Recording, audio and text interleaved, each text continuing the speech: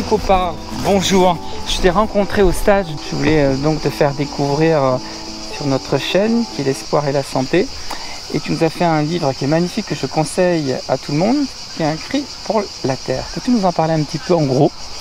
Alors j'ai écrit ce livre-là suite à 4 années de conférences un petit peu partout en France, en Suisse, en Belgique, au sujet des animaux, de la planète, de l'environnement et de l'alimentation de la santé. Animaux, humains, planète.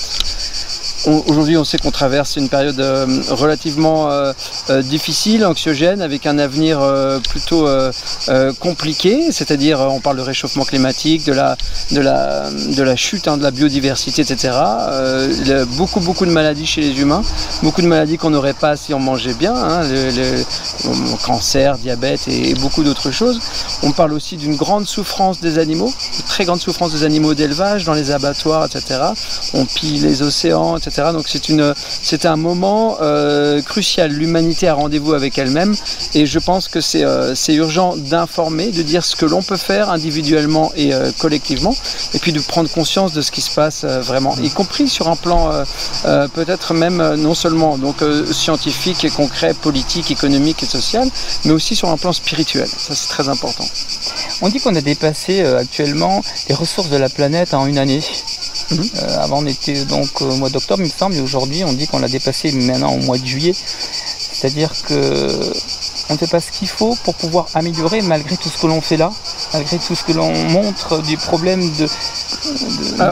planétaire. Mais on ne fait pas du tout ce qu'il faut aujourd'hui, non. C'est-à-dire que ce sont les grands lobbies industriels qui dirigent, c'est la haute finance et les lobbies des grandes industries qui dirigent, que ce soit l'agroalimentaire, le pharmaceutique, et puis toutes les grandes industries, celles qui pillent tous les minerais de la planète pour que l'on consomme tant et plus. Aujourd'hui, tant que nous sommes dans le cadre d'un système comme ça de consommation, appelons le mot, un système capitaliste qui recherche le profit avant tout, je ne suis pas contre l'argent, mais la recherche du profit en permanence, en exploitant les animaux, en exploitant les humains, en exploitant les ressources naturelles de la planète, pour nous pousser à toujours consommer, toujours acheter, et puis souvent des choses dont nous n'avons pas besoin, et sur le plan alimentaire des choses qui nous empoisonnent en plus, eh bien on arrive à un stade où tout simplement sur cette planète, dans 20 ou 30 ans, on ne sait pas si on sera encore là dans ces structures en tout cas sociales que l'on connaît pour en parler. Donc il est très clair que sur le plan de l'océan, les poissons disparaissent, les ressources, enfin je veux dire tout ce qui est de l'ordre de la biodiversité disparaît. On estime qu'en 2050 les océans seront morts. Les animaux aujourd'hui, on tue plus de 65 milliards d'animaux terrestres chaque année pour les manger. Donc c'est un impact sur le réchauffement climatique qui est énorme, sur le dérèglement climatique. C'est un impact sur la déforestation en Amazonie, parce qu'on déforeste à tout va pour faire pousser le soja transgénique qu'on renvoie pour nourrir nos bêtes enfermées, les poulets, les cochons, les vaches, etc. en Occident, aux États-Unis, en Australie, en Europe. Et puis de toutes les manières, il faut bien penser que si on veut continuer de consommer comme ça, consommer avec une croissance toujours plus grande, c'est ça aujourd'hui le moteur de notre système. Toujours, eh bien, on va tout simplement arriver, on est en train de faire une sortie de route, c'est-à-dire que tous les rapports scientifiques nous indiquent, donc on parle d'extinction de masse, de la biodiversité, etc., de toutes les espèces que l'on connaît sur Terre, on va arriver à une sortie de route, c'est-à-dire que nous n'avons plus d'équilibre, on arrive à un crash. Alors je ne sais pas ce qui va se passer. Je ne veux pas parler obligatoirement justement avec anxiété de ce sujet. Je pense que tant qu'il y a de la vie, il y a de l'espoir. On ne sait vraiment pas ce qui va se passer.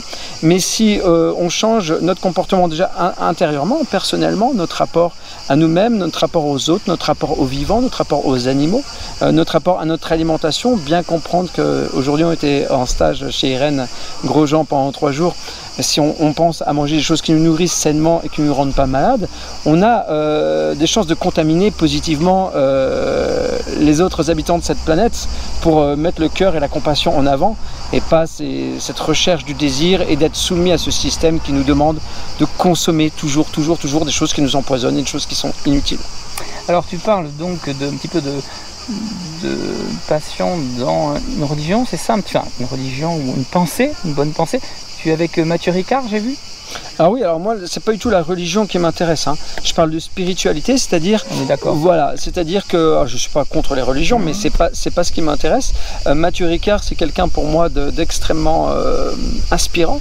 C'est-à-dire que c'est quelqu'un qui a dédié sa vie à servir les autres. Alors d'abord à travailler sur lui-même pour se débarrasser de ce fléau que peut être le mental, l'ego, c'est-à-dire toujours être en souffrance et ne pas connaître l'origine de ses souffrances, etc. Donc il a fait un travail, on va dire, d'introspection et de développement personnel extraordinaire, et de spirituel, donc aider les autres à s'élever, monter son taux vibratoire et aider les autres, aider les êtres humains, aider les animaux, etc. C'est quelqu'un qui ne mange pas d'animaux depuis des décennies, et c'est quelqu'un qui a décidé de se mettre au service des autres. Donc voilà, c'est pour moi évidemment c'est une grande source d'inspiration. C'est en ça que je comprends la spiritualité, c'est ne pas se contenter d'une vision matérialiste des choses, hein, la recherche primaire et matérielle, voilà, j'ai un désir, j'y réponds tout de suite, je veux toujours plus de choses matérielles, je m'attache aux choses.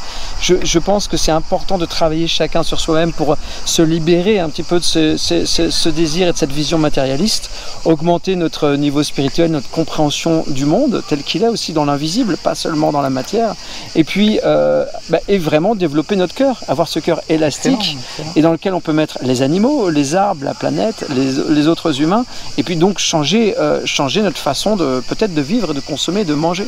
Et le pranisme, tu as un petit peu...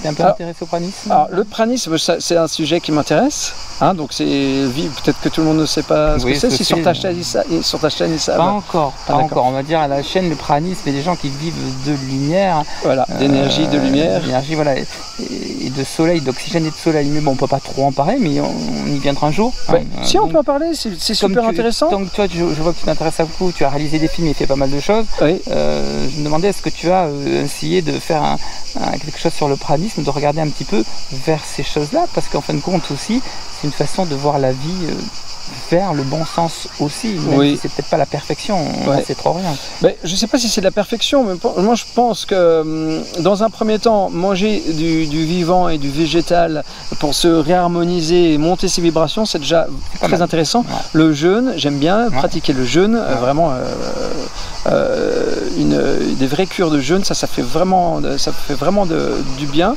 Et le pranisme, je n'ai pas essayé en tant que tel, c'est-à-dire rester plusieurs semaines, voire plusieurs mois en me nourrissant de ce qu'il y a autour. Je n'ai pas encore vraiment essayé. Peut-être que ça fera partie des expériences dans les années qui viennent. J'ai rencontré des gens qui le font et qui s'en portent très très bien. Voilà, c'est-à-dire qu'ils montent leur vibration, ils rentrent en connexion avec ce qu'il y a autour, ça nourrit les cellules, ils n'ont pas besoin de se nourrir de matière. Donc c'est pas quelque chose dans l'idée qui me rebute ou qui me paraît impossible. Mais j'ai pas encore expérimenté personnellement, donc je peux pas vous en parler sérieusement, quoi. Ça marche. Voilà. Écoute, très intéressant de t'avoir connu, de t'avoir rencontré sur les stages et de te faire connaître sur la chaîne, puisque c'est un espoir et santé qui permet de découvrir autre chose. Je crois que tu es un gars merveilleux, absolument à connaître. Donc on va regarder un petit peu ce que tu racontes dans ton livre. Et puis tu es producteur réalisateur de films, je sais aussi. Alors j'ai réalisé et produit un court métrage qui s'appelle My Life the Cage, ma vie est une cage, qui parle c'est une chanson. À la base je suis musicien, donc j'ai chanté une chanson dans un de mes albums qui s'appelle My Life the Cage, le même nom, et qui parle des animaux qui filent à l'abattoir parce qu'on pense pas à eux, la panique, le malheur, le stress qu'ils ont dans ces élevages intensifs et quand ils partent à l'abattoir, parce que nos abattoirs ils savent très bien qu'ils vont mourir. Hein. Et donc je chante pour eux, c'est un hymne, et on en a fait un clip et j'en ai réalisé un court métrage. Effectivement, j'ai co-réalisé un court métrage. Donc c'est cette chanson qui est mise en film, et notamment avec le champion du monde, le nageur Camille Lacour, qui a joué dedans, et avec le soutien d'Émeric Caron, de Mathieu Ricard. Un musicien, quel instrument Alors moi je suis chanteur et guitariste, pianiste, voilà. Bon, un pianiste te rejoint devant toi. Merci de ta gentillesse et heureux de te faire connaître sur ma chaîne au monde entier qui nous regarde. Au nom de toute l'équipe qui est aujourd'hui notre jour d'anniversaire, je t'embrasse. Bon anniversaire. Bon anniversaire de la chaîne. Voilà. Et longue vie à votre chaîne. Hein. Ouais, bonne chance à vous. 3 ans et 2 ans en marraine Irène. Voilà. Super, bravo. Merci de ta gentillesse et merci beaucoup. Merci. J'espère que le son a fonctionné. Et voilà.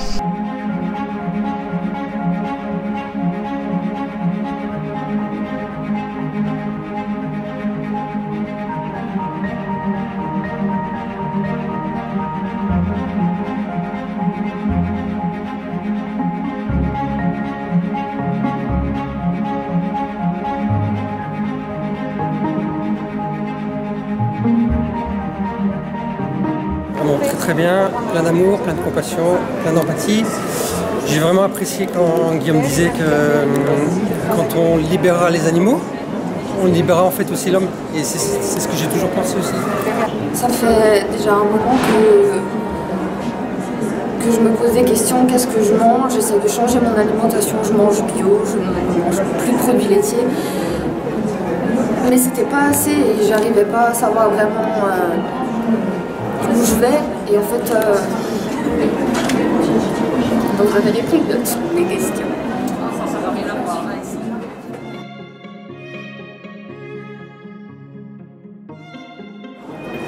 Guillaume a une façon de parler qui est vraiment incroyable. On comprend et comme ça a été dit au début, effectivement, il ne juge pas, il ne critique pas, il n'essaie pas de nous changer, mais finalement, je pense que, je sais pas si c'est pareil pour tous ceux qui étaient dans la salle aujourd'hui, mais en fait, il nous comprend et ouais, il comprend de quoi a besoin cette planète et ouais, c'était magique. Ouais,